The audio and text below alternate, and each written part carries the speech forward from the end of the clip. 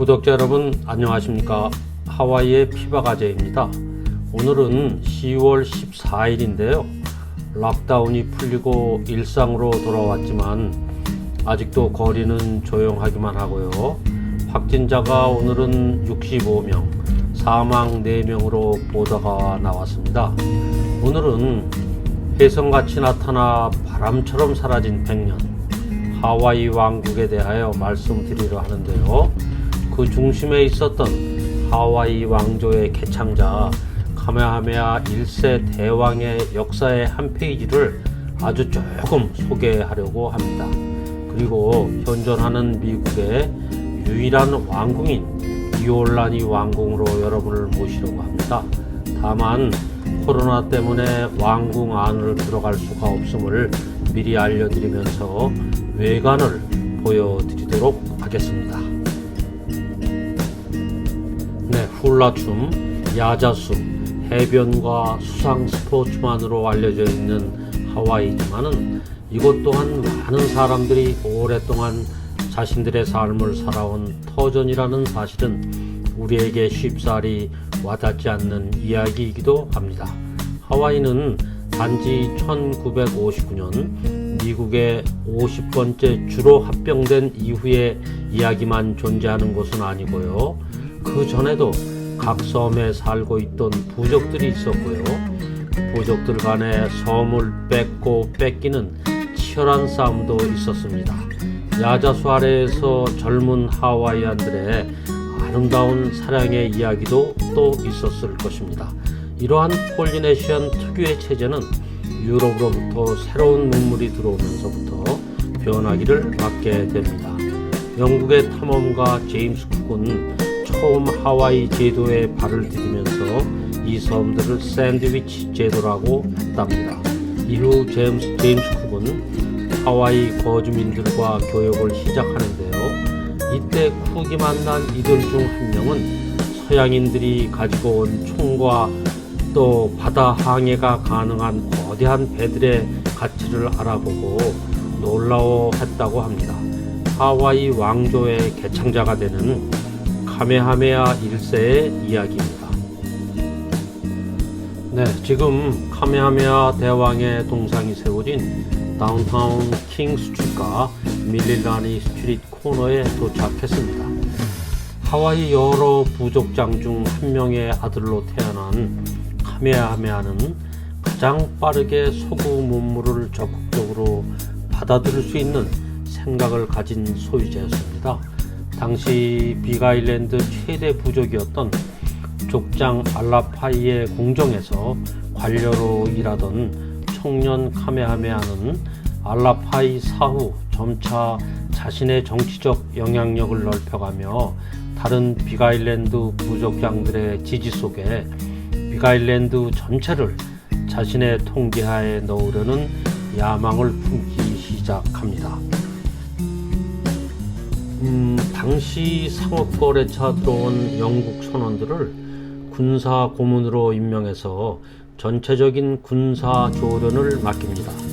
그리고 서양식 전함과 대포까지 포함되면서 카메하메아 1세의 군대는 다른 부족장들이 좀처럼 넘기 힘든 거대한 벽으로 위상을 세워갑니다. 이후 카메하메아 1세는 하와이 빅아일랜드의 유일한 통치자로 군림하게 되고요. 이후 지속적인 군대와 조직의 근대화를 거친 그는 1795년부터 마우이 섬과 오아후 섬의 정복에 나섰고 마침내 1810년에 이르러 마지막 남은 적대 세력이었던 카와이의 족장 카우무알리가 그의 현대화된 군대를 보고 별다른 저항 없이 항복하게 되면서 하와이 최초의 통일 왕조인 카메하메아 왕조가 들어서게 됩니다. 하와이 제도 최초의 통일 왕국을 세운 카메하메아의 지적은 단지 군사적 역량에만 치중되어 있는 것은 아니었습니다. 군 주재 국가가 없었던 하와이의 중앙 집권의 체계를 갖추기 위해서는 단지 군사적 통일뿐 아니라 제도와 도량형, 문화와 경제 같은 사회 전반의 변화가 뒷받침되어야 했습니다. 카메하메아는 그 점을 잘 알고 있었고 빠르게 제도 개혁에 손을 대었습니다. 폴리네시안 특유의 식인과 같은 행위가 금지되었고 성문법을 제정해 모든 사람들이 동일한 법 체계 안에서 안전을 보장받을 수 있게 방안을 마련했습니다. 이 과정에서 이른바 부러진 노이법이라는 유명한 법률이 등장하는데요. 이 법은 전시에도 노인과 여성, 어린이와 같은 약자가 항시 보호되어야 함을 못 박은 법으로 널리 알려져 있습니다. 워낙 인구 밀도가 낮아 인적 자원이 대륙에 비해 더욱 소중했다고 합니다.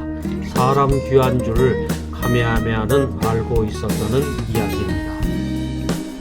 하와이 통일은 이렇게 여러가지 사회 제도적 측면에서의 개선을 이뤄냈기에 가능했던 것이지 단지 서구의 화학무기 유입과 같은 단편적인 맥락만으로 이해하기는 어려울 수 있다고 합니다.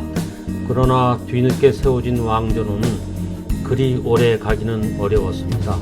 제국주의의 시대 미국의 확장 정책을 맞은 하와이 왕국은 곧바로 미국의 함포 외교 아래 포획당했고 제50번째 주로 미국에 편입되어 오늘날에 이르고 있습니다. 비록 길지 않은 왕조의 역사였지만 단지 관광지로만 여겨지던 하와이 또한 엄연히 근대적 국가가 존재했던 땅이었고 상당한 수준의 왕국 발전도 이루었다는 점은 자칫 하와이를 방문하는 관광객들에겐 쉽게 잊혀지는 점이기도 합니다.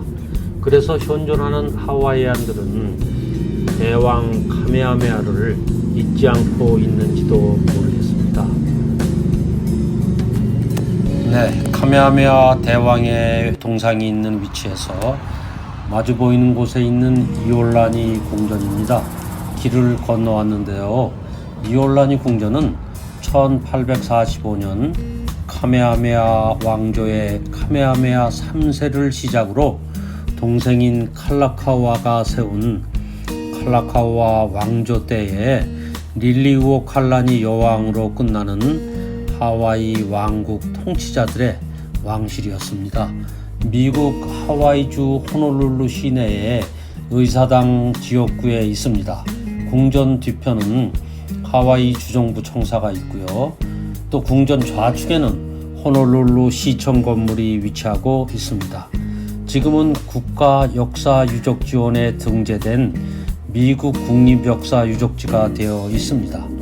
1893년 군주제가 전복된 이후에 1969년까지 임시정부, 공화국 영토, 하와이주의 의사당 건물로 사용되었다고 합니다. 이 궁전은 1978년에 복원되었고 대중에게 박물관으로 개방되었습니다. 궁전은 카메하메아 3세, 카메하메아 4세, 그리고 5세 루날릴로, 칼라카우아 1세 이 모든 군주들의 관저로 사용되었다고 합니다. 원래 구조는 디자인이 매우 단순하고 궁전이라기보다는 위험 있는 집이었지만은 당시에는 마을에서 가장 웅장한 집이었다고 합니다. 카메하메아 5세 때 이올라니 궁전으로 이름을 바꾸었고요. 지금까지 그 이름을 사용하고 있습니다. 이올라니 궁전은 하와이 르네상스 건축의 특징이 있습니다. 이 궁전은 세계 어느 곳에서도 볼 수 없는 특징 있는 건물로 기록되어 있습니다. 1879년에 건축된 이 궁전은 총 2만 평 대지 위에 자리하고 있습니다. 이 독특한 건축 스타일은요, 미국의 플로렌타인으로 알려져 있고요. 1층의 웅장한 홀은 하와이 코아나무로 된 계단과 마주보고 있습니다. 그리고 위층에는요, 하와이 각 군주들의 개인 도서관과 침실을 보존 관리하고 있습니다. 이 궁전은 1893년 하와이 왕국이 전복될 때까지 하와이 군주들의 관저 역할을 했습니다. 특히 하와이 왕국이 전복될 때 이곳에서 밀리우오 칼라니 뿐만 아니라 카피올라니 왕후와 왕실 신하들이 이 궁에서 모두 쫓겨난 현장이기도 합니다.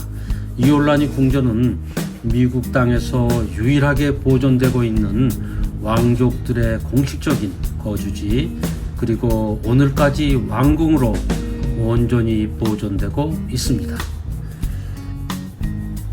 구독자 여러분, 비록 짧은 영상 속에 비추어진 하와이 왕국을 어떻게 보셨습니까? 카메하메하 왕조 이후 무능하고 자신밖에 모르고 돈만 알던 칼라카와 왕은 자국민의 복지는 외면하고 자국민의 문화도 등한시하고 미국만을 쫓다가 결국은 하와이 제도를 온전히 그대로 미국에게 바쳤던 왕으로 지금도 기록되고 있습니다. 오늘 준비한 영상은 여기까지입니다. 감사합니다. 알로하!